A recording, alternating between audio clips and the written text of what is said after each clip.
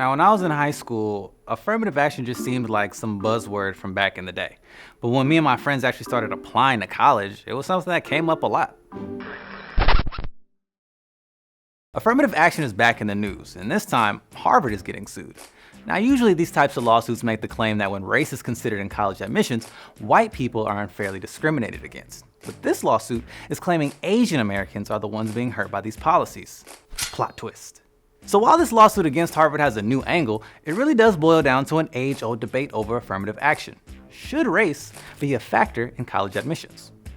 Okay, so when it comes to college admissions, affirmative action refers to policies where race and gender are considered in the application process. Now, they're not the only thing that colleges are looking at. They're still looking at your grades, your SAT scores, extracurricular activities, all that good stuff.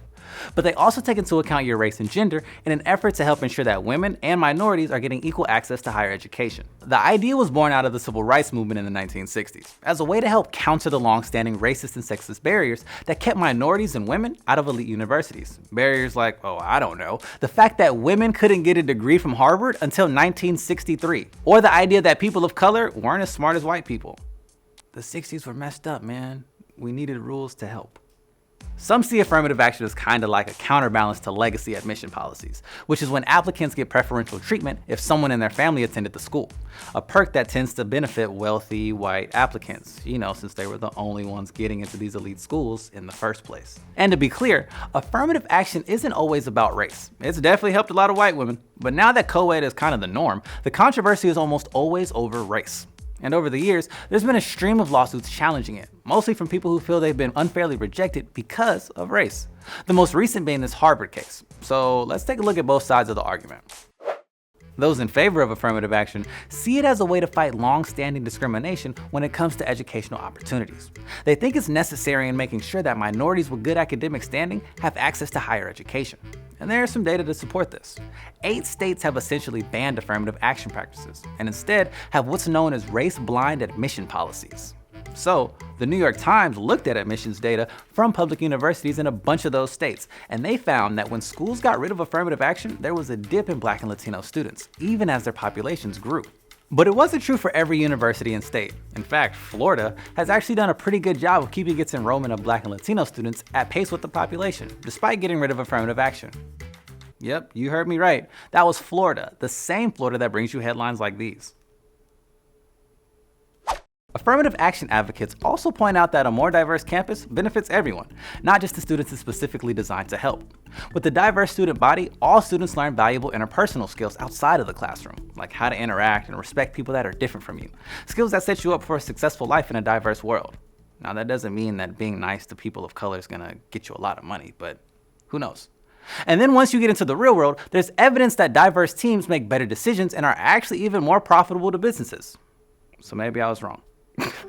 But if you're on the other side of this argument, you don't see affirmative action that way. Many opponents believe that affirmative action policies are themselves discriminatory and can actually create racial tension. They say that qualified candidates end up getting rejected from schools while less qualified minority applicants get accepted for the sake of diversity. They even have a term for this: reverse discrimination. And at elite schools, less qualified could be the difference between perfect SAT scores and getting one question wrong. And this discrimination is kind of what the Harvard lawsuit is all about. The plaintiffs are essentially claiming that Harvard is holding Asian Americans to a higher standard because they don't want too many getting in compared to other groups. And, the argument goes, this can hurt race relations. If people are assuming that minority students are only at a school because they got special treatment, then those students might not be seen as equals in the eyes of their professors and their peers, even if they would have gotten in without affirmative action.